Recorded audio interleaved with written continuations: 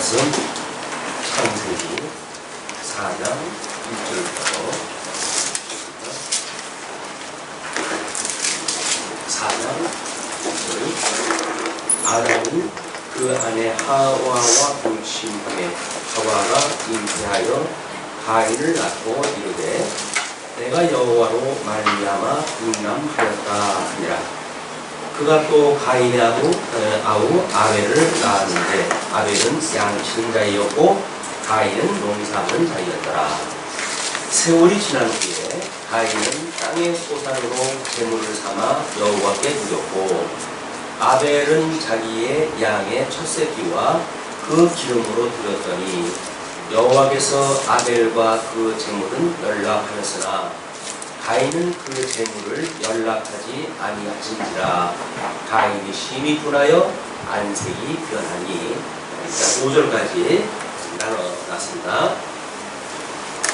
우리가 창세기 3장 1절서부터의 그 내용은 복과 나라의 상실이라고 하는 것으로 우리가 제목을 붙여놨고요. 그 다음에 4장서부터 5장까지의 내용을 자손에 대한 심판이라고 하는 제목으로 잡아놨습니다. 하나님의 말씀을 이제 우리 창세기 같은 특별히 이런 그 내용들은 뭐 쭉 옛날 얘기처럼 이렇게 쭉 읽어나가게 되면 그냥 그 얘기가 그냥 이미 해가지고 옛날 얘기가처럼 되어 있어서 어떤 신학적인 의미라든가 막 이런 것들을 찾아내기 좀 어렵습니다. 그리고 이제 특별하게 제사의 문제라든가 이런 걸 통해 가지고 우리 예수님에 대한 예표적인 사건이다. 뭐 이 정도의 구속사적인 의미만 놓고 우리가 이제 볼 수가 있거든요. 이것이 성경 전체를 이해하는데 매우 그동안 어려움을 줬던 그 근거가 됩니다. 왜냐하면 지금 우리가 창세기 1장부터 해나갈 때에 뭐 이 하나님의 사역과 그다음에 언약 성취 섭리와 이런 걸로 뭔가 구분을 갖다 해놨단 말이에요. 그 구분을 갖다 해놨다는 이야기는 한마디로 그 이야기에 무엇인가 의미가 전부 다른 이야기들이겠죠. 신학적으로. 이런 그 의미를 구분을 갖다 해놓지 않으면 뭐 그냥 아담의 일대기를 우리가 구분을 갖다 했으니까 내용은 뭔지 그냥 알아요. 뭐 그때 아담이 흙으로 빚어 만들었고 그 다음에 하와와 어떻게 불순종을 했고 라고는 언약되어진 그 내용들은 우리가 파악이 되어지지만 그것이 어떤 의미를 가지고 있는가는 만만치 않습니다. 그래서 우리가 성경 앞에다가 이렇게 제목을 잡아놓는다든가 또는 구조를 나눠가지고 어떤 이야기를 특별한 의미를 부여한 목차를 만들어 놓는 건 매우 중요하다. 그래서 성경신학을 이해하는데 출발점이 창세기이기 때문에 창세기의 각 장과 또는 절로 어떻게 제목이 붙여져 있고 어떤 논리를 구성을 해야 설명하는지 이것이 우리한테 중요하다는 거예요. 그러니까 이런 것들이 없이 그냥 읽어 나가다 보게 되면 사건의 객관적인 내용은 파악이 되어지지만 그것이 무엇을 말하고자 했는가라고 하는 신학적 의미를 집어내는 데는 어려움이 있다. 그래서 오늘 이제 우리가 그 4장의 내용을 자손에 대한 심판이라고 했잖아요. 그 자손의 심판은 그 제2절 전체의 내용이 3장부터 11장까지인데요. 지금 창세기 3장서부터 11장까지의 내용이 하나님의 양대 언약 상실이에요. 양대 언약 상실. 물론 그 제1절은 창세기 1장 28절부터인데 1장 28절부터 2장까지의 내용이 양대 언약의 수립에 대한 이야기거든요. 이 양대 언약 수립.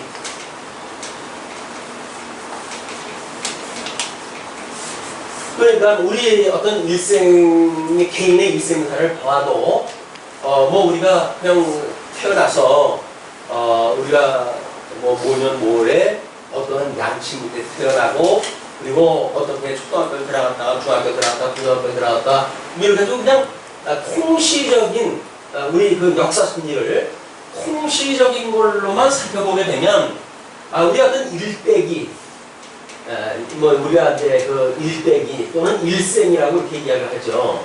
그냥 일생에 대한 거는 우리가 이야기가 돼요. 그 일생이나 일대기는 설명이 되어지는데, 이 일생이라든가 뭐 이런 걸 돌아봤을 때 우리한테 상당히 의미를 주는 사건들이 있습니다. 그래서 우리가 뭐 때로는 어떤 위기에서 다시 태어났을 때, 난 새로 태어났어 이제 라고 하는 어떤 새로운 전기를 주는 이런 일도 있거든요. 이거는 우리 일생을 뭔가로 이렇게 금을 갖다 그어놓는 이런 중요한 어떤 연결 마디가 된단 말이에요. 이 마디가 없게 되어지게 되면 그냥 순탄하게 그냥 태어났다가 잘 먹고 잘 살았더라 이렇게 우리 일생이 정리가 돼버리고 마니까 이런 것이 성경도 마찬가지입니다. 지금 아담의 일대기 뭐 이 아담과 후손에 대한 이야기를 하고 있는데 이거 태어났을 때 어떠한 하나님께서 목적을 가지고 지금 일이 시작되어졌는지 이런 개념이 없단 말이에요. 그냥 이야기 중심으로 쭉 성경은 설명이 되어져 있기 때문에 하나님께서 아담에게 왜 아담을 만드셨고 그리고 만들었던 아담에게 뭐 선악과를 왜 알게 하는 과일나무 열매를 따먹지 말라고 했는지 따먹고 난 뒤에 어떤 저주를 내렸는지 저주가 어떻게 실현되어지는지 이런 어떤 모종의 관계를 맺어가지고 전 이것이 인과에 의하여 연결이 되어지는데 그런 것이 없으면 우리는 특별한 의미를 발견할 수가 없습니다. 그래서 의미가 없는 인생만큼 참 따르는 게 없어요. 그냥 뭐 그날이 그날이고 이렇게 해가지고 살다가 보니까 근데 이 지금 아담의 그런 어떤 일생의 그 여정을 보게 되면 하나님께서 양대 언약을 수립을 하셨다고 하는 중요한 신학적인 지금 의미가 있는 거예요. 이거로부터 이거는 이제 오실 예수 그리스도에 대한 우리 예표적으로 보여준 거 아니겠어요? 예표적으로 지금 이것이 보여줬기 때문에 이 양대 언약이 지금 실체적으로 예표적으로 보여준 거에 대해서는 어떻게 이 11장까지 노아의 사건 이전까지 이제 이것이 쭉 설명이 되어지는데 그 노아의 사건까지 설명이 되어지는데 노아까지 어떻게 이 수립되어졌던 것이 예표적으로 성취가 되어지는지 예표적 성취 이렇게 해야 이것이 정말 예수 그리스도에 대하여 예표에서 모형 이렇게 어떤 언약대로 이루어진 것들이 우리가 보여지지만 실체적으로는 예수님에 와가지고 어떻게 성취되어졌는가 이것이 매우 중요한 일이란 말이에요. 그래야 구약과 신약이라고 하는 큰 어떤 성령의 마디를 우리가 볼 수가 있는 거거든요. 이것이 지금 이 아담에게는 하나님께서 양육하고 수육을 갖다 했는데 끝내 성실하게 되어져서 그런데 하나님께서 성실되어졌을 때 저주했던 대로 이게 이제 11장까지 그 저주가 그대로 이루어지는 역사가 있을 거 아니겠어요. 이런 걸 봐야 이제 로마서를 우리가 공부를 할 때에도 하나님께서 어떻게 우리에게 복을 주었는데 우리가 그런 성실한 마음에 내어버려 두었다가 정말 하나님의 의 그 복음에는 하나님의 의가 나타나서 믿음으로 믿음에 이르게 되어진다고 그랬는데 이것이 이런 이 아담의 실수로 인해 가지고 우리가 불의한 가운데 있던 우리들이기 때문에 새로운 복음의 한 의가 나타나 가지고 우리가 이 믿음으로 이렇게 예표적으로 보여줬던 걸 믿는 믿음으로 예수님을 믿는 새로운 믿음의 세계가 만들어지고 그러므로 우리가 의롭다고 칭함을 받아가지고 뭐 의인은 믿음으로 산다고 그러지 않았어요. 그래서 우리가 믿음으로 산단 말이에요. 이렇게 되어진 걸 믿음으로 해가지고 믿음으로 사는 거예요. 믿음으로 산다고 하는 것이 그냥 그렇게 될 줄로 믿습니다라고 하는 것이 믿음이 아니라 성경에 언약되어진 대로 이루어진 사건, 이 사건이 하나님께서 이렇게 하신다고 믿어지는 거예요. 성경에 계시가 되어졌으니까. 그래서 하나님이 이렇게 언약한 건 이렇게 이루어지는구나 라고 하는 걸 믿는 것을 믿음으로 산다고 그러는 거니까 우리 복음에는 한 의가 나타나서 믿음으로 믿음에 이르게 되어진다. 오직 의는 믿음으로 말미암아 살리라 한가 같다 이렇게 이야기를 했기 때문에 성경을 통해서 계시되어진 대로 하나님이 만사를 이렇게 이루어간다고 하는 것이 믿음으로 우리 성도들이 살아가게 되어진 거다. 근데 성도가 성경대로 산다는 이야기는 성경의 어떤 구절을 따라가지고 그걸 그대로 실천해서 사는 게 성경대로 사는 게 아니에요. 성경대로 산다는 이야기는 이렇게 언약대로 이루시는 여호와를 믿고 그걸 믿음을 주신 분량을 하나님께서 선물로 주신다고 했으니까 그 하나님 주시는 믿음의 분량을 따라가지고 그냥 믿음으로 사는 거예요. 그게 성경대로 사는 거예요. 믿음으로 사는 게 성경대로 사는 거지 억지로 성경 구절을 우리가 그렇게 해야지 라고 해가지고 이루어지는 걸로 우리가 사는 것이 성경대로 사는 삶이 아니다. 자칫 성경대로 산다고 하는 잘못되어져 있는 것이 인식이 되어지게 되면 우리는 뭐 이제 어떤 큐티라든가 이런 걸 통해 가지고 성경 한 구절을 묵상을 해요. 그렇게 해가지고 성경에는 오늘 성경 뭐 어디서부터 읽었더니 이렇게 하라라고 성경에 이야기했단 말이에요. 이렇게 하라고 했던 거를 하루 종일 이거 붙들고 내가 살아야지 라고 하는 것이 마치 큐티라고 이렇게 이야기를 하는데 그렇게 해가지고 사는 게 믿음으로 사는 게 아니란 말이에요. 이렇게 언약대로 이루어지는 사건을 통해 가지고 하나님께서 이렇게 행하시는구나. 하나님은 살아계셔서 만사와 만물을 지으셨을 뿐만 아니라 지으신 만사의 만물을 하나님의 손일에다 하시는구나. 이것이 전능하사 천지를 만드신 하나님 아버지를 내가 믿습니다. 라고는 신앙 고백이란 말이에요. 우리 신앙 고백을 믿사오며 그렇게 이야기를 하잖아요. 전능하사 천지를 만드신 하나님 아버지를 믿사오며 그 외아들 예수 그리스도를 믿사오며 그가 보내준 성령을 믿사오며 삼위 하나님이 어떻게 일해 가시는 걸 믿는다고 이야기를 한단 말이에요. 그 믿는다고 하는 내용들이 뭐 예를 들어서 예수님은 동정녀 마리아에게 나시고 뭐 고난을 받으시고 십자가에 못 박아 죽으시고 부활하시고 음부에 내려갔다가 다시 살아나서 하늘에 오시고 라고 했던 예수 그리스도의 사역을 이제 거기에 보면 내용으로 소개가 되어지지만 그 믿는다고 하는 이야기는 삼위 하나님이 어떻게 하나님의 그 영광을 계시하셨는지 어떻게 이루어 가시는지 그 사건에서 우리가 믿는다.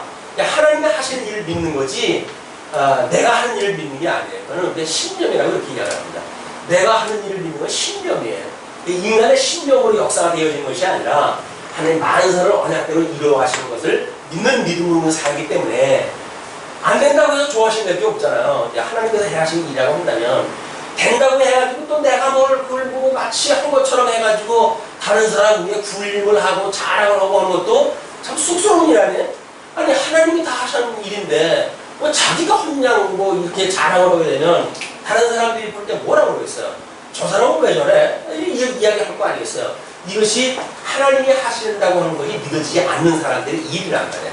자기가 뭔가 연출하고 기획하고 늘 뭐 PDCA 사크라고 그렇게 이야기를 하잖아요.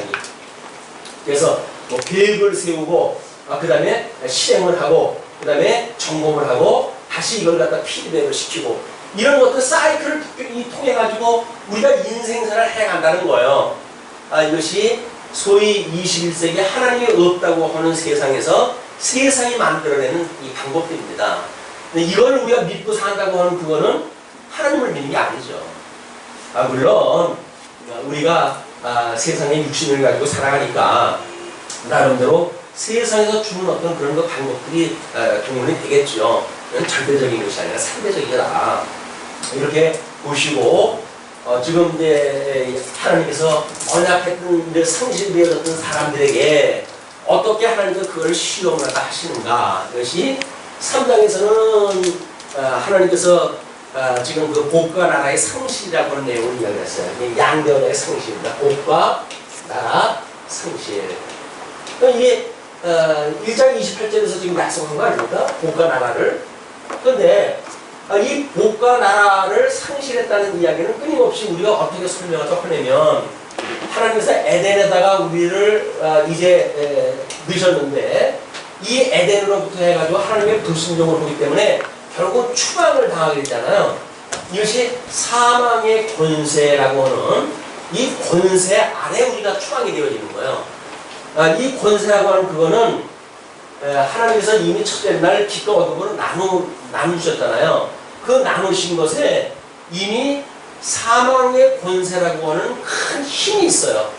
그리고 빛의 권세, 생명의 권세라고 하는 것이 있는데 그 빛의 권세와 어둠의 권세를 이미 하나님께 나눠놓으셨고 나눠놓으셨던 이 안에 우리를 내보냈다는 것이 그냥 에덴 동산에서 뭐 똑같은 집인데 안이나 바깥이나 똑같은데 그냥 내쫓았다. 우리 자녀들을 집 바깥으로 내쫓은 것처럼 그런 개념이 아니란 말이에요. 이미 이 빛의 세계를 주관하고 있는 권세가 다르고 이 쫓겨난 이곳을 주관하는 권세가 달라요. 이미 여기서 사는 사람들은 이 권세 안에 종으로 사는 거예요. 종으로. 권세 안에 우리가 종으로 사는 거다.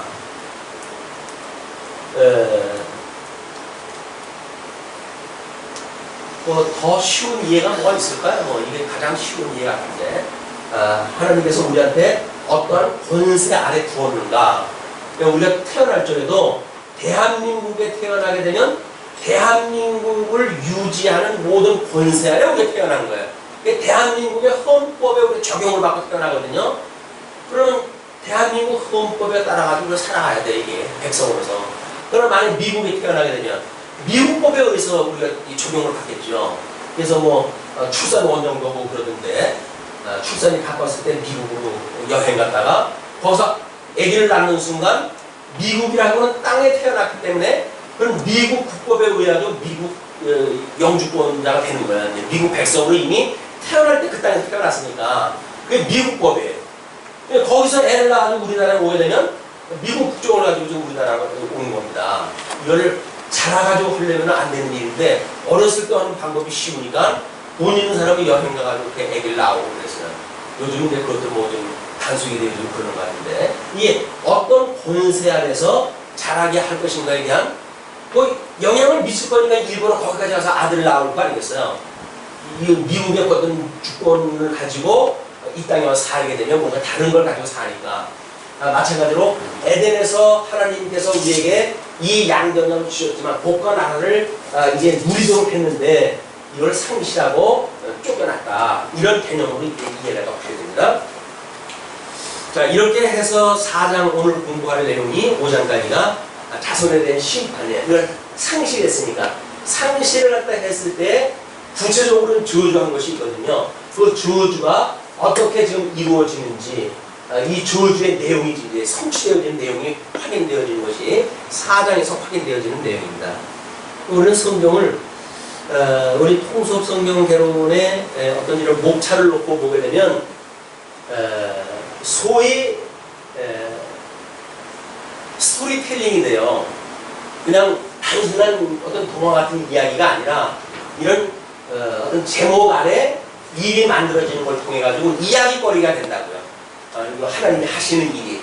그냥 이거는 보통 일생사가 소개되어지는 것이 아니라 이런 틀을 놓고 보게 되면 하나님의 섭리에 대한 이야기, 하나님의 이야기가 보이기 시작을 해요. 그러나 이걸 그냥 읽으면 그냥 아담의 이야기만 보여요. 그 배후에 의해서 하나님이 어떠한 목적을 가지고 섭리하셨는지가 전 보이지 않는단 말이에요. 그냥 인간 아담에 대한 이야기가 쭉 소개가 되어지니까 이런 그 구조를 가지고 봐야 비로소 하나님이 어떤 의도를 가지고 섭리하셨는지 하나님에 대한 섭리사가 보인다. 그래서 우리가 이야기가 이게 만들어지는 겁니다. 이런 일생사의 단순한 이야기가 아니라 조금 복잡한 이야기. 우리 권사님이 어떤 의사한테 아마 이제 만나실 때마다 이 복음을 좀 말씀을 했던 거 아니죠? 우리 교회 사이트 좀 봐봐, 이렇게 했던가 봐요. 근데 어느 날 권사님한테 심각하게 물어보더랍니다. 권사님, 그 강의를 다 알아들으시겠어요? 그러더래. 권사님, 그럼 아무도 집을 해보다는 그냥 다 알아듣지.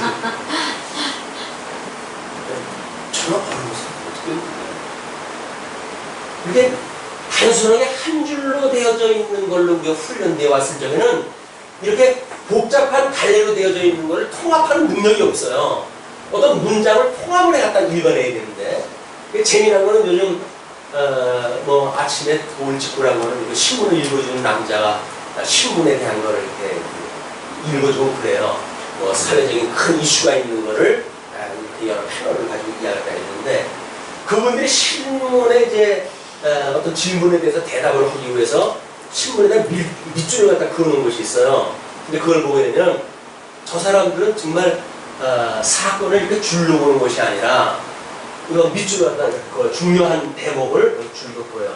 이렇게 그어놓고 여기 제목에다가 이걸 이렇게 화살표로 해서 연결을 갖다 해놓고, 그래서 이것이 어떤 의미를 가지고 제목을 잡아놨는지 이걸 내용 전체를 다 읽어주려면 복잡하잖아요. 그냥 중요한 몇 대구만 이렇게 이야기를 하면서 이제 이야기를 한 것이다 라고 설명을 하더라고요. 아니 그 좁은 화면에서 지면에서 신문 그 한 달러가 있는데도 이걸 구조를 생각을 해가지고 읽어내는데 성경이 방대한 66권을 한 줄로만 해가지고 뭐 이 아담의 사건서부터 뭐 이렇게 해나가게 되면 이게 이야기가 우리가 알 수 있는 게 아니잖아요. 너무 우리 초등학교 때 그냥 이야기 줄거리로 이해하는 거는 우리 초등학교 때로 족하지 성인이 되어서도 이렇게 공부하는 방식은 아니다. 그래서 어떤 의미가 있는지를 공부하는 것은 이렇게 나눠놓은 걸로 공부하는 데 매우 중요한 그런 차이가 있습니다. 그래서 조금 좀 어렵다고 하더라도 그냥 어렵지도 않아요. 근데 한 번 듣고 두 번 읽고 세 번 듣다 보게 되면 나름대로 이제 이 구조가 만들어지고 의미가 보이게 되어지고 그러면 더더욱 그런 어떤 본문을 읽을 적에도 미래의 우리가 내용을 파악을 하기가 쉽습니다. 자 이제 그 사설이 좀 길었는데 4장에 이렇게 어떻게 하나님께서 심판하다 하시는지 먼저 4장 1절로 8절은 가인의 범죄에 대한 내용을 이야기를 합니다. 이제 아담이 그 아내 하와와 동침하매 하와가 잉태하여 가인을 낳고 이르되 그러니까 여기서도 이제 아담이 그 아내 하와와 동침했다고 결혼을 갖다 하고 보니까 그냥 당연한 이야기 아니에요?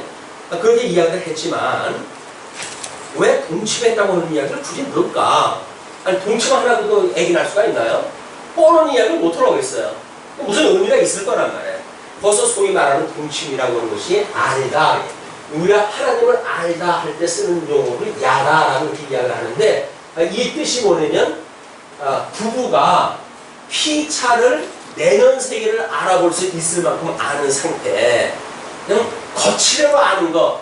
우리는 그러잖아요. 뭐 인사를 했을 때, 안녕하세요. 근데 인사를 하게 되면 소개시켜 주려고 하는 사람이 그런다고요. 아시는 분이에요? 이렇게 이야기를 한다고요. 예, 압니다.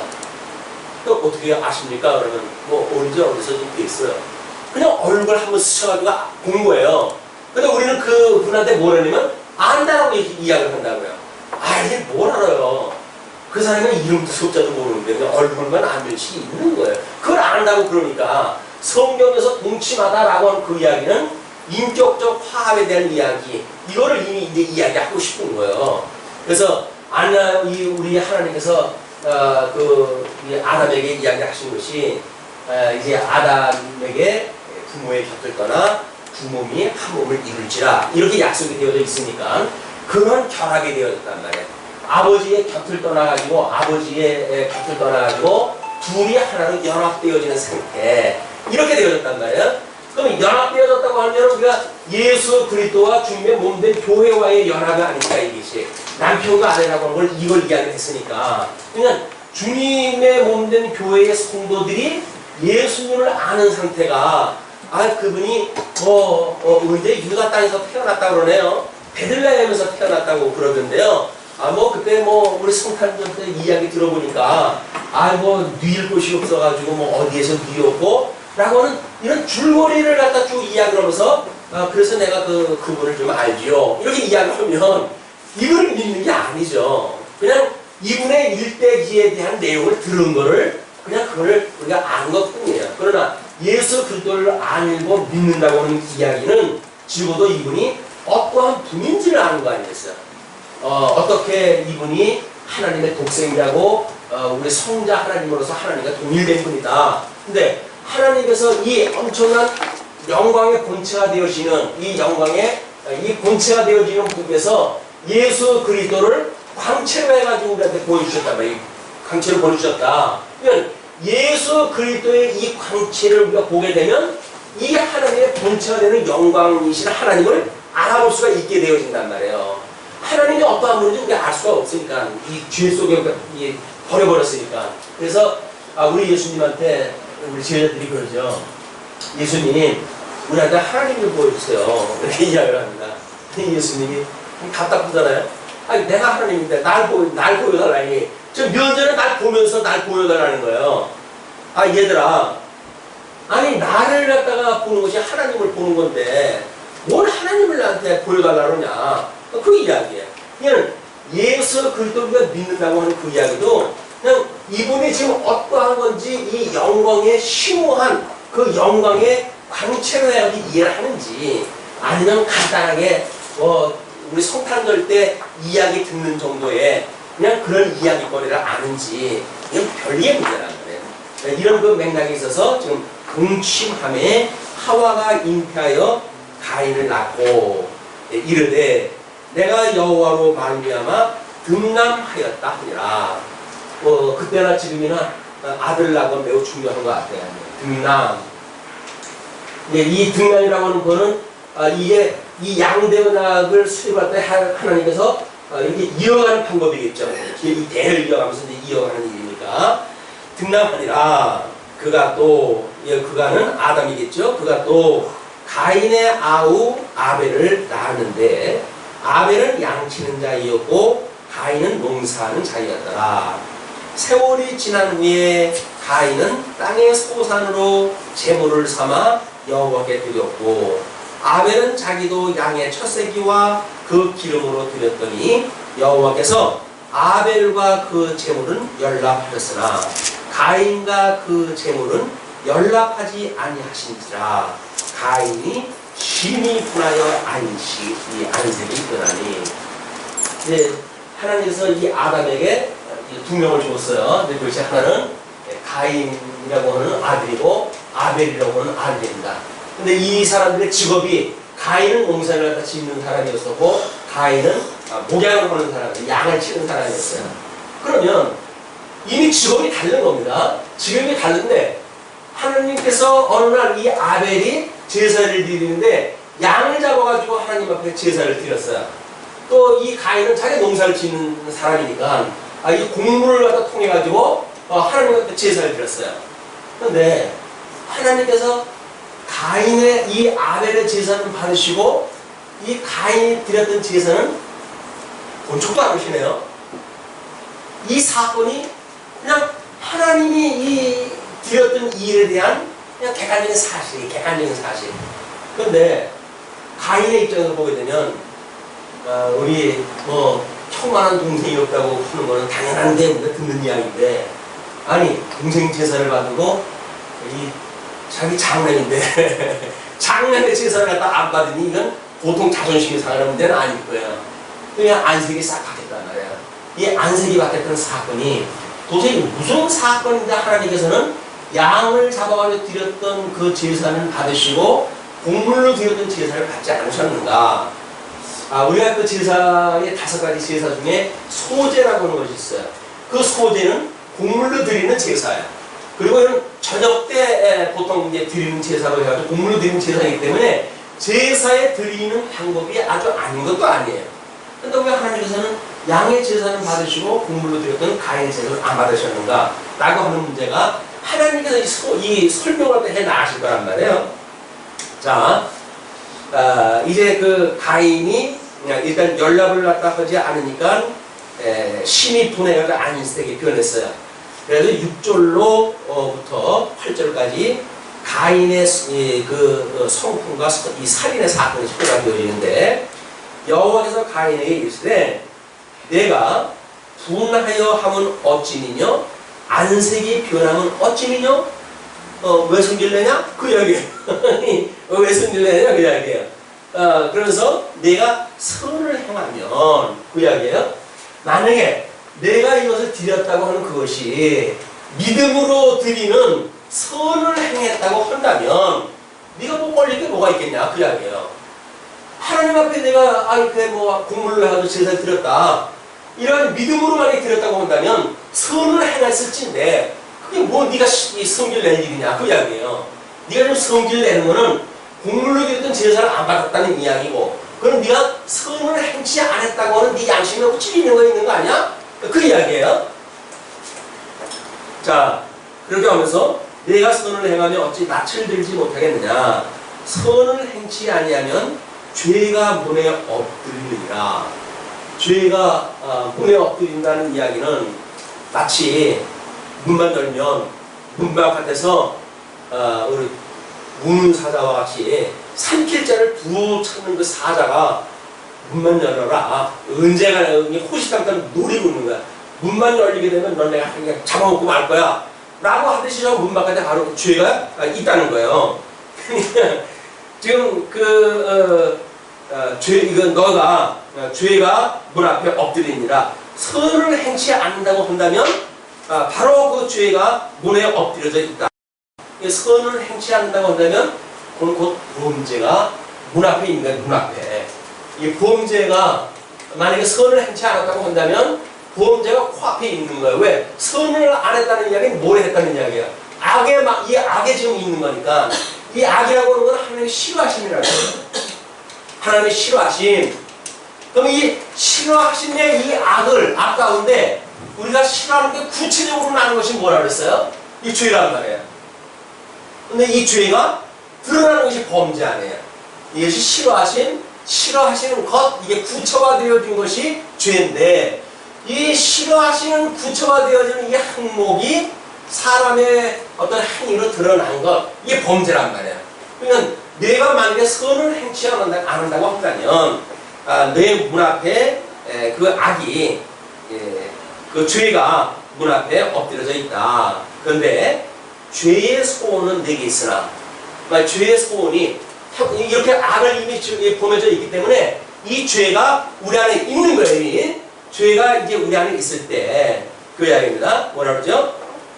그 죄의 소원은 내게 있으나 너는 죄를 다스릴지니라. 이게 이제 고민인 거예요. 이 죄를 다스린다는 이야기는 이 범죄가 드러나지 않도록 뭘 하라는 거 아니겠어요?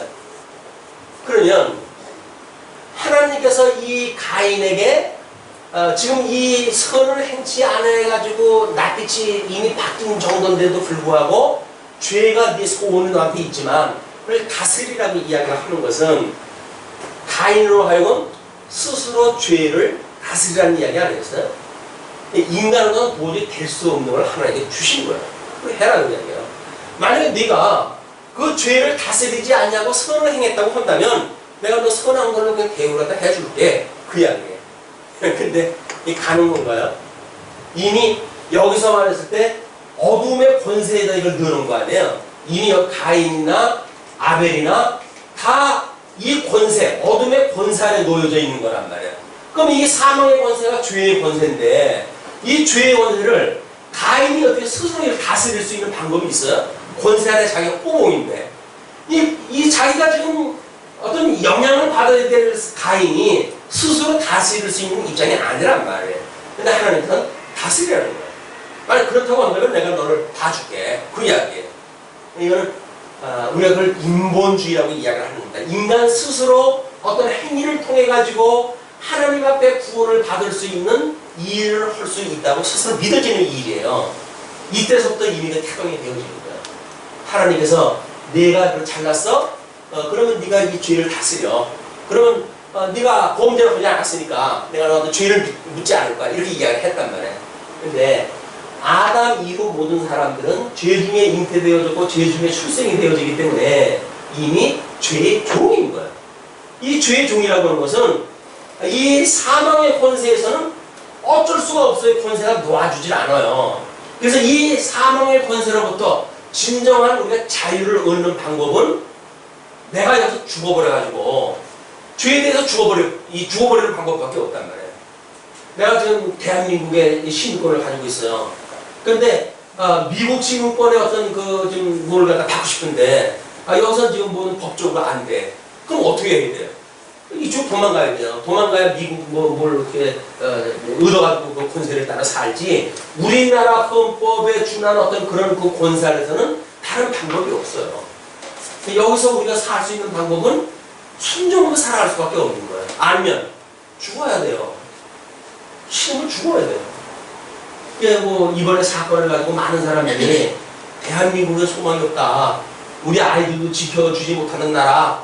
정말 내가 기회만 되어지고 형편만 되어지게 되면 이민이라도 하고 싶다. 그 이야기는 뭐예요? 이 권세로부터 싫다 그 이야기예요. 여기가 주는 권세가. 그냥 다른 나라에 가서 살고 싶다 그 이야기예요. 좀 더 인간 대접을 받는 보호를 받을 수 있는 시스템이 좀 그렇게 되어져 있는 몇몇이 잘난 사람들이 해가지고 뭐 무슨 피야 해가지고 온통 있는 사람들이 얽히고 설키고 해가지고 돈 없고 백 없는 사람이 죽어가는데도 불구하고 그 배가 함몰 당하고 있는데도 불구하고 뭐 어떻게 손을 쓰지 못하고 있는 그것처럼 우리한테 힘 빠지는 일이 없어요. 자기 자녀가 뻔히 죽어가고 있는데도 불구하고 어떻게 손을 쓸 수 없는 그런 그 입장, 이것이 사망 권세 아래서 살고 있는 처참한 모습이라고요. 다스릴 수 없어요. 죄의 소원이 있을지라도 네가 그걸 다스리라 할 수가 없는 일이에요. 근데 할 수 없는 일을 하는 게 허시라는 이야기예요. 왜? 여기서 내가 그렇다고 한다면 내가 너를 이런 악인으로 여겨주지 않을게. 할 수 있으면 해, 그 이야기예요. 이거는 할 수 없는 일을 주신 거다. 이제 우리가 오전에도 율법이라고 하는 걸 공부했잖아요. 그 율법이 죄 아래 가두어가지고 우리가 죄인이라고 하는 걸 드러나게 하시기 위해서 이 율법을 준 건데, 우리는 율법을 행함으로 우리가 의의를 이룬다고 생각을 하니까 하나님께서 이걸 정죄하다 하신다는 말이에요. 그냥 정죄하는 사건이 이미 가인의 사건과 그 이야기는 진행이 되어진 거예요. 어떻게 스스로 법을 지켜가지고 하나님 앞에 의의를 이룬다고 그렇게 믿어지는가? 이것은 유대인들이 시작되어진 것이 아니라, 율법주의자들이 시작되어진 것이 아니라 그의 조상 가인 때로부터 시작되어진 거다. 자, 이제 그러면서 하나님께서 죄를 다스리라고 그러니까 되지는 않고 이제 그 다스릴 수 없는 한계가 뭘로 드러나는지 보시죠. 가인이 그 아우 아벨에게 구하니라. 구한다는 이야기는 지금까지 있었던 이야기를 딱 한 거예요. 이제 그래 놓고는 그 후 그들이 들에 있을 때에 가인이 그 아우 아벨을 쳐 죽이니라. 그냥 죽이느니라가 아니에요. 쳐 죽여요. 쳐 죽여. 처참하게 이게 죽이는 그 사건이 소개가 되어집니다. 이걸 단순하게 최초의 살인 사건이니 뭐 이렇게 이야기를 하는데, 우리가 죄의 권세 아래에 있는 이 인간들이 해가는 일은 가인처럼 다른 사람을 죽이고 축구하는 일은 당연한 거예요. 왜? 죽은 사람들이 이렇게 하는 거니까. 우리 예수님께서 너는 나를 따르라 그랬더니 그 제자가 뭐라 그러면, 주님, 저 지금 아버지가 돌아가셨는데 장사를 지내고 좀 따라가겠습니다. 그랬더니 예수님이 뭐라 그래요? 죽은 자는 죽은 자에게 맡기고 넌 날 따르라, 그렇게 이야기해요. 아니, 죽은 자를 죽은 자에게 장사를 하다 맡기는 이야기가 뭐예요? 영적으로 다 죽은 자들이기 때문에 육적으로 죽은 자나 영적으로 죽은 자나 다 똑같은 거예요. 죽은 자로 예수님께서 보시기에는. 그러니까 죽은 자는 죽은 자에게 맡기고 너는 나를 따르라. 여기서 죽은 자이다. 근데 우리가 이렇게 뭐가 몸이 움직이고 하니까 내가 살아있다고 착각을 한단 말이에요. 이것이 영원히 죽음을 기대하는 사람들의 이 모습입니다.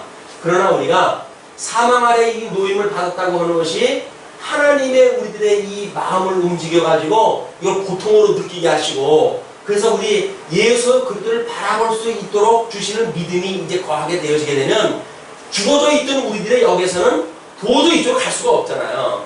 우리 이 어떤 구원의 서정에 우리 주님께서 이제 예정을 하시고 예정대로 여기 이제 선택을 또 한다고 해가지고 부르신 것 같다 한다 부르신다.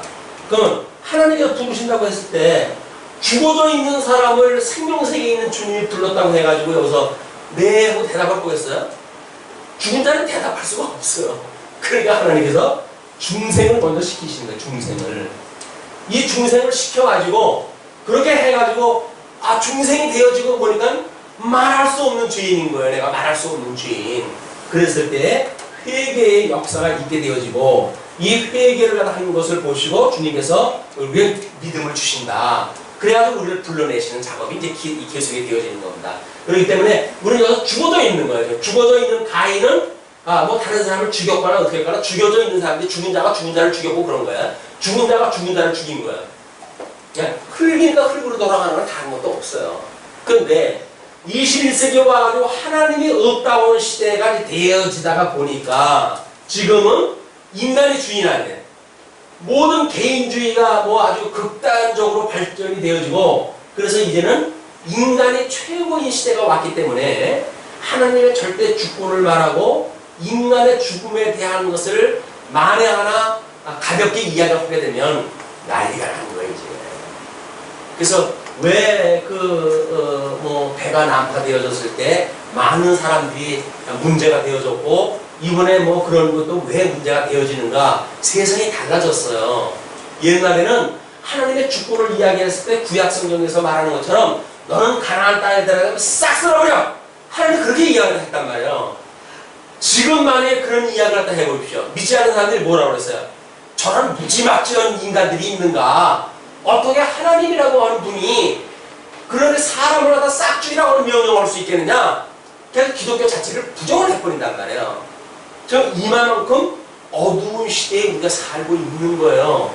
근데 이 어둠의 시대가 별로 감각적으로 느껴지질 않으니까 지금 인권을 이야기를 하고 얼마나 사람들이 살기에 좋은 시대에 살고 있습니까?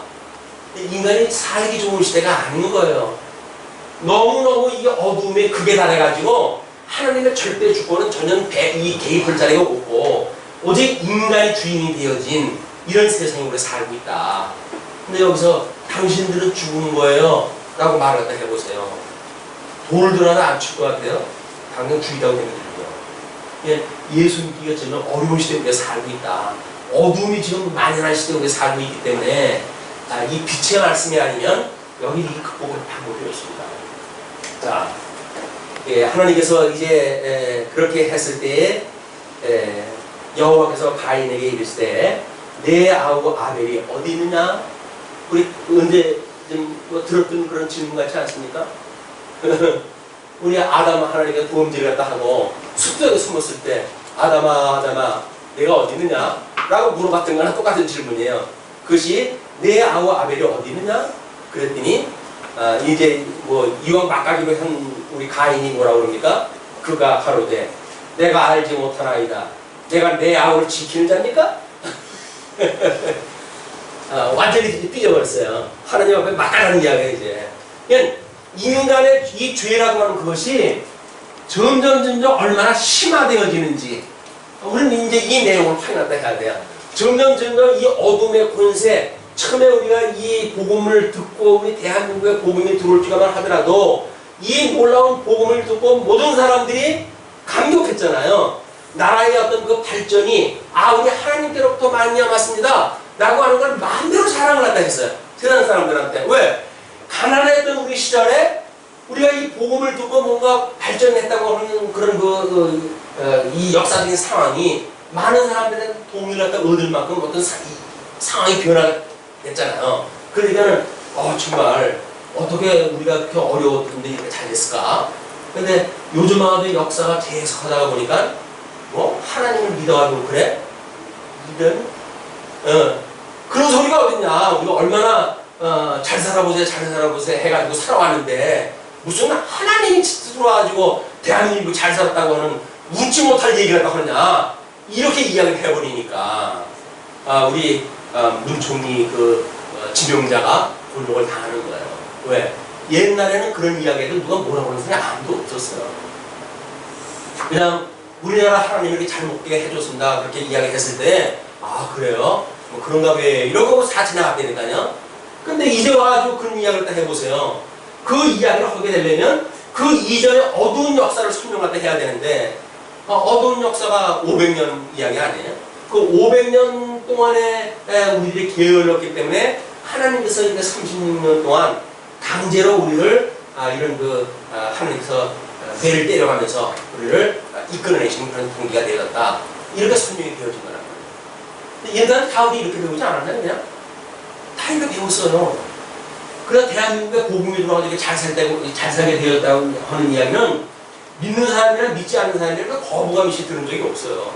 요즘 와서 그 이야기를 하게 되면 돌로 치려고 된다니까요. 왜 내 수고를 갖다 네가 마음대로 네 하나님 걸 돌려버려? 그 이야기 아니겠어요. 여기서 우리가 같이 살아야 돼요. 이 인간들하고 같이 살아야 돼요. 이 짐승과 같은 인간들하고 우리가 같이 살아야 된다니까요. 은혜고 호심강강 돌 들어가지고 우리 칠 준비를 하고 있는 자들하고 함께 살아야 돼요. 근데 돌에 맞아 죽을 각오를 갖다 안 하고 우리가 이 양을 잡아도 하나님 앞에 제사를 드린다고요? 예수 그리스도의 신앙 고백을 하면서 살아간다고요? 안 돼요. 이제는 돌마저 죽을 준비를 각오를 다 하고 살아야 돼요. 예수 그리스도로 말미암아 구원받았다고 우리가 만약에 여기서 믿고 산다고 한다면 우리는 이 아벨처럼 돌에 맞아 죽을 거를 각오하고 살아가는 일이다. 왜? 우리는 예수님으로 이미 이 안에 죽은 사람들이니까. 죽은 사람이에요. 여기서 이제는 우리가 새 생명을 얻고 사는 사람들이에요. 이런 것이 복음적인 그런 의미가 있다. 자, 이제 그렇게 하면서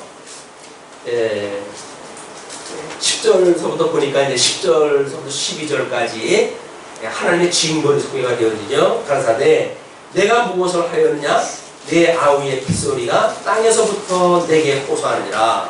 이건 지금 모른다고 오리발을 내미니까 하나님께서 내가 도대체 뭔 일 갖다 했느냐?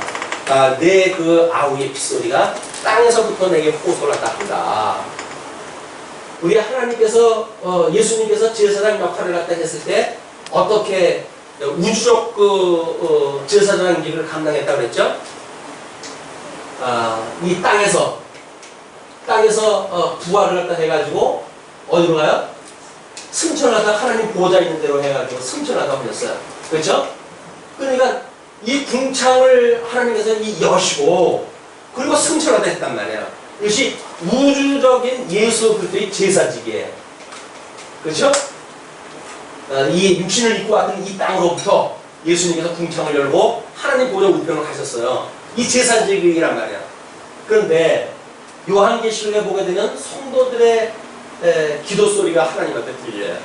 언제까지 우리를 신원하시렵니까?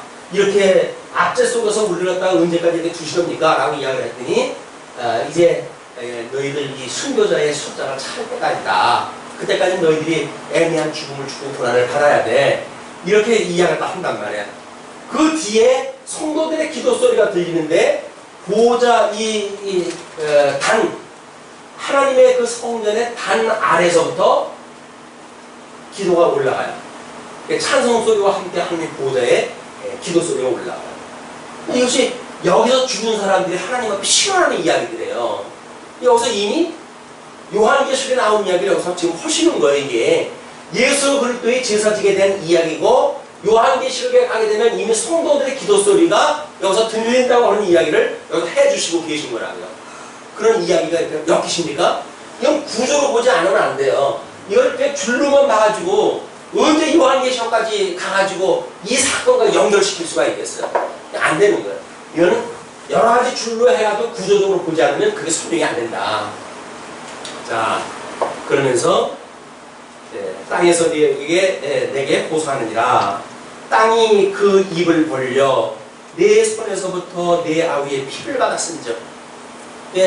땅이 갈라져가지고 이 요한계시록에서도 짐승곤세가 이제 그 침몰을 하다 했을 때 우리 이제 보호자에 대한 그 설명을 하다 합니다. 이게 어떻게 이 복음이 되어졌는지 하늘나라의 보호자를 보여주시면서 거기에 이제 예수 그리스도의 이 강탄 사건, 부활 사건, 승천 사건까지 소개가 된 뒤에 그 다음에 이 아들을 낳았는데 그 아들들이 어떻게 이 짐승곤세에 의해서 핍박을 받는지 그런데 하나님께서 땅을 열어가지고 자녀들을 보호를 갖다 해주는 장면 뭐 이런 것들 다 소개를 갖다 해요. 이미 요한계시록에 나와 있는 이야기들이에요. 그러면서 피를 받았은즉 내가 땅에서 저주를 받으리니 이는 하나님께서 주셨던 복, 이 복은 아담이 자기 스스로 인간적인 방법으로 다스릴 수 없도록 하나님께서 섭리하다 하시고 결국은 이 복을 주셨던 것을 지금 아담으로 하여금 이 땅에서 저주를 받고 살아가게끔 했다. 그러면 복받은 나라가 지금 이게 천국이라 했어요. 그럼 저주받은 나라는 어디예요? 지옥이에요. 그럼 지금 아담이 지금 어디서 살고 있다는 이야기예요? 아담이 살고 있는 곳이 어디예요? 지옥이에요. 여기 우리 지옥에 살고 있는 거라니까요. 근데 아이고 그 정도 지옥이면 살만하네. 얼마나 좋아요. 뭐 호의호식하면서 뭐 이렇게 좋은 시절 만나가지고 사는 게 지옥이라고 한다면 아이 천분이라도 살지 못 살고 뭐 있어요. 근데 이거는 하나님께서 나름대로 우리 아까 이제 언약대로 이루어가시는 섭리를 보여주었잖아요. 그러니까 섭리를 갖다 해가는 과정으로 이걸 붙들어 주시니까 견인을 갖다 해 주시니까 이렇지. 하나님께서 우리를 음부의 권세다가 아주 맡겨버리는 때가 오게 되면 그게 요한계시록 마지막 시대에 가가지고 일곱 대접의 재앙을 받는 시대고 그런 거예요. 그 재앙이 말할 수 못해요. 그것도 모자라가지고 더 극단적으로 가게 되면 어디로 가요? 이렇게 극단적으로 가게 되면 그것이 결국은 이게 무적행 속에다 집어넣는 거예요. 무적행 속에다가 집어넣는 것. 그래서 하나님께서 이 세상을 이 땅의 걸 이제 이 불로 다 태워버리고 그리고 하늘나라에 대한 거를 우리 지금 이 궁창에 있는 이거를 두 마리 말리들 이걸 막아버린다고 그러지 않았어요? 이 땅은 전부 불로 해가지고 천지를 녹여버린다고 했어요. 이게 바로 이 녹여내는 이 사건이 이 지옥이에요. 지옥에서 산다고 하는 거는 고통이 아닙니다. 그런데 이 고통을 알게 되면 예수님을 잊어버리고 우리가 세상에서 사는 것이 얼마나 곤혹스러운 건지 감이 와야 되는데 안 오는 거예요. 왜 그렇습니까? 사단이 우리들한테 아니야. 너 이 세상 살만한 데 간다? 나한테 절만해봐. 네가 원하는 거 내가 다 줄게.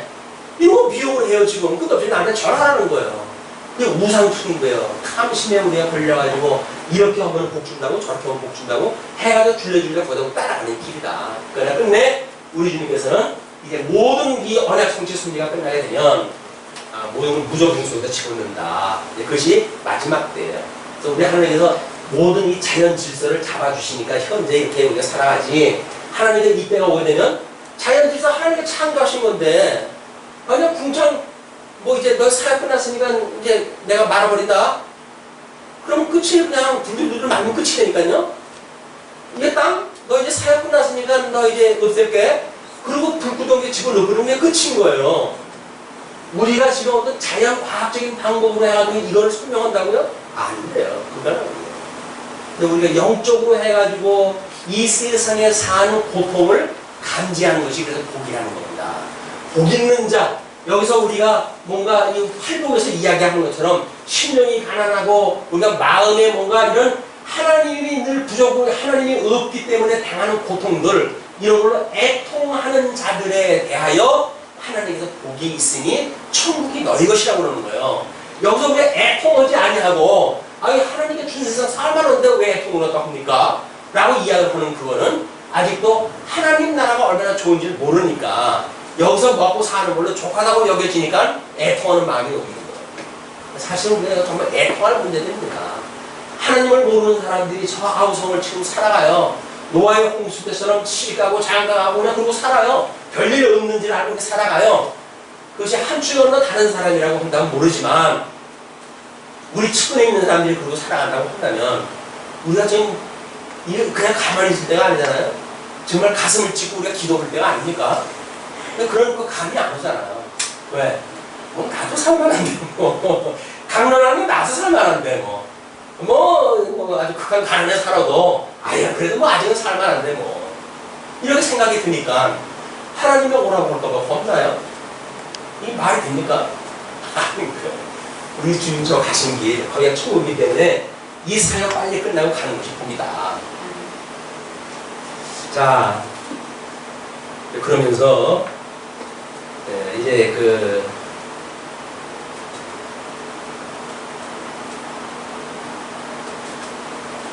12절까지 그렇게 한 뒤에 12절에 하나님께서 이렇게 저주를 더하십니다. 내가 바꿔라도 땅에 다시는 그 효력을 내게 주지 아니할 것이요 너는 땅에서 피하며 유리하는 자가 된다. 그래서 발을 붙이고 살 수가 없어요. 그 가인의 후예들은 끊임없이 이동을 갖다 해야 돼요. 왜? 한 자리에서 초목을 내줘가지고 농사를 짓지도 못하게 하셔요. 끊임없이 이동을 할 수밖에 없도록 하나님께서 섭리를 하신다. 땅에서 피하며 유리하는 자가 되리라. 가인이 여호와께 고하되 내 죄벌이 너무 중하여 견딜 수 없나이다. 너무 힘들다는 거야. 그러니까 주께서 오늘 이 지면에서 나를 쫓아내시온즉 내가 주의 낯을 배웁지 못하리니 내가 땅에서 피하며 유리하는 자가 될지라. 물은 나를 만나는 자가 나를 죽이겠나이다. 성경에서 보니까 가인과 아벨만 지금 이야기가 나오는데 다른 사람이 나를 죽인다고 이야기가 나오잖아요. 이걸 놓고 아담과 하와 이전에 아담이 태어나기 전부터 다른 세계가 따로 있다는 거 이런 그 이야기가 난무하기 시작을 하는 거야. 우리 오전에도 이야기를 했지만 신하와 족보 이야기, 아담과 이 가인과 아벨 이 사람들이 일대가 있는데 어떻게 해서 다른 사람이 꼭 있을 수가 있습니까? 라고 다른 족보를 자꾸 만들어내는 이는 하나님께 설명하시고자 하는 의도가 아닌 걸로 가버린단 말이에요. 그 성경은 하나님이 어떠한 말씀을 하시고자 하는지 그 의도가 파악이 되어져야지 자기가 알고 싶은 거에 의해 가지고 그게 없다고 해서 성경은 진리가 아니라고 하는 그 이야기는 말릴 수가 없어요. 그 사람들 뭘로 말려? 성경은 하나님의 영광을 계시하신 거지 인간의 궁금증을 풀어나가기 위해서 설명되어진 것이 아니다. 물론 뭐 이제 이거를 설명하는 여러 가지 방법들이 있죠. 아담이 130년 때에 이제 아들을 낳았다고 했으니까 그때에 이미 그 이전에 많은 아들들이 낳는데 이렇게 하나님의 언약 성취 섭리를 하기 위해서 두 가인과 아벨에 대한 예를 든 거지. 다른 아들이 없다고 하는 이야기가 아니다. 성경에 기록되지 않았다고 해도 없다고 하는 이야기가 아니다. 이런 방식으로 설명을 하기도 합니다. 그렇죠. 130년 동안 살았는데 그동안은 왜 애가 달랑 이 아이를 낳고 말겠어요. 다른 아이가 있기 때문에 그 일이 가능하다. 그 이야기입니다. 여호와께서 그에게 이르시되 그렇지 않다. 가인을 죽이는 자는 벌을 7배나 받으리라 하시고 가인에게 표를 주사 만나는 누구에게든지 죽임을 명케 하시니라. 어떤 표를 줬을까? 여기다가 찍어줬을까? 표라고 하는 거는 자기 나름대로 확신이 질 만한 뭘 표적을 보여주신 거야. 하나님께서 태양이 신도가 돌아가게 했던 그런 걸 보고 이건 하나님의 한 뜻인다라고 확신을 가지고 이를 도문을 갖다 했던 것처럼 가인에게 그걸 주신 거다. 근데 하나님께서 살인한 자는 돌로 쳐 죽이라고 명령을 내리면서 왜 이 가인을 살려주셨는가? 그 이야기가 우리가 그걸 뭐라고 이야기했다 했어요? 그 24절까지의 내용으로 설명이 심판의 유보예요. 그러니까 불택한 백성들은 택한 백성들을 하나님께서 구원해 나가시는 그냥 베이스로 깔아놓는 거예요. 이게 그것이 가인으로 또는 이제 아수르 제국으로 또는 바벨론 제국으로 메다 제국으로 가사 제국으로 헬라 제국으로 로마 제국으로 다른 짐승으로 해서 점점 보여주시지만 하나님이 관심이 있는 건 누구라고요? 당신의 형상을 지어서 만들었던 그런 복 있는 사람들, 그 사람들을 예수님의 형상을 따라 닮아가는 주님의 몸된 교회, 천국을 중심으로 만들어 가시기 위해서 지옥이라고 하는 배경을 하나가 만들어 놓으신 거다. 그래서 하나님께서 천국은 그렇게 동그랗게 지어놓고 지옥은 그 둘레에다가 주셨어요. 에워싸게끔 만들어놨다고요. 지옥이 더 넓어요. 택한 백성들이 사는 곳은 이렇게 밀집지역이에요. 이렇게. 그리고 나머지 사람들은 여기에서 이제 이 천국을 보면서 살아야 돼. 이 어둠 속에서 끊임없이 이걸 보면서 서늘한 물 한 모금 찍어가지고 내 혀를 서늘하게 해주세요. 고통 속에서 살아간다고요. 만약에 여기서 그걸 보면 단맛이 나겠어요? 근데 환한 데서 어두운 건 안 보여요. 다행스럽게도. 어두운 데서 환한 건 보여도 환한 데서 어두운 건 안 보여요. 이 사람들 고통을 여기서 보지 못하니까 그냥 원수의 목전에서 상을 베푸시는 그런 은혜를 누리고 살게 되었습니다. 그런 개념까지만 파악을 하시고 16절서부터는 다음 시간에 기도하시죠.